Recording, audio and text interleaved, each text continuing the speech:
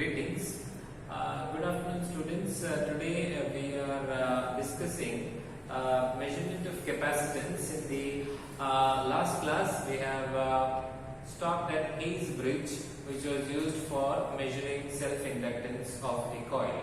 Okay. So here we have a capacitor C1 connected between arms A and B.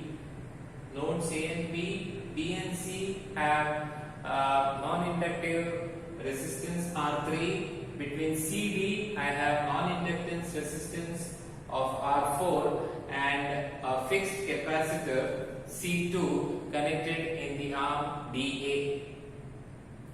Alright, so this is figure A, and figure B I'll talk a little bit about loss tangent. Okay, so by default a capacitor will have certain internal resistance which causes a power loss within the capacitor. So that has to be modeled as a resistor in series with the capacitor.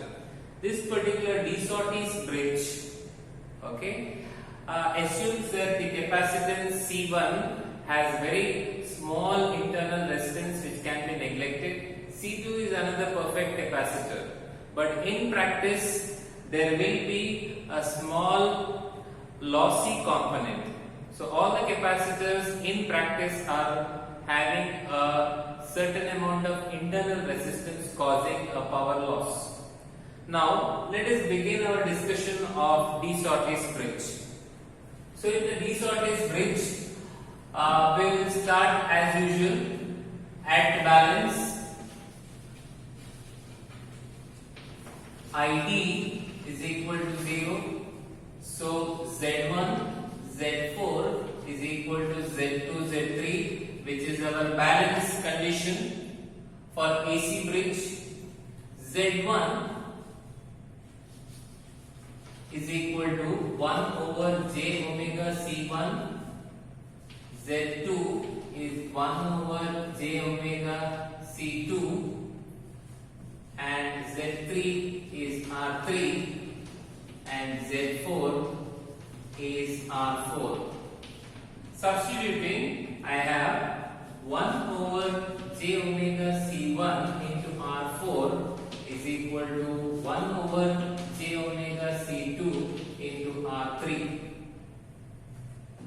Alright, so I have R4 by J omega C1 is equal to R3 by J omega C2.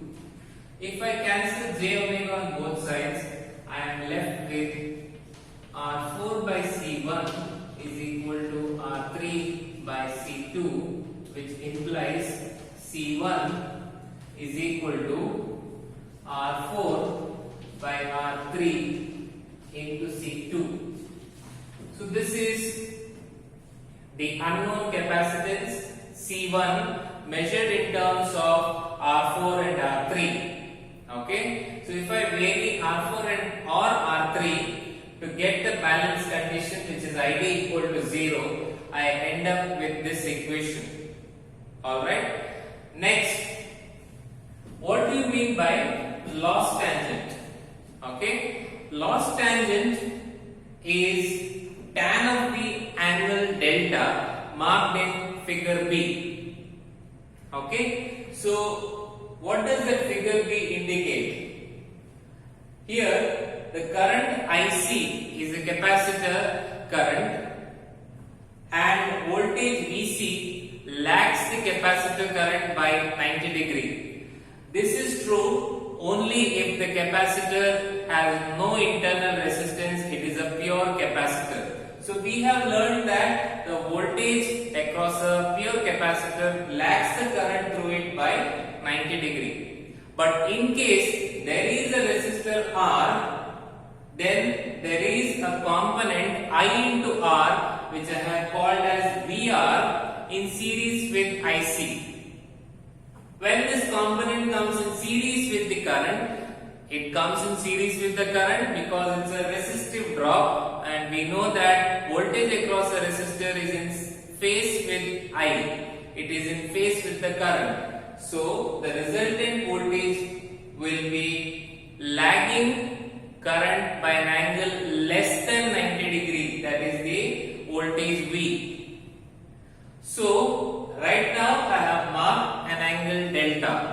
So V lags IC by an angle less than 90, which is 90 minus delta. If delta is equal to 0, it indicates that there is no resistance, there is no internal resistance of the capacitor.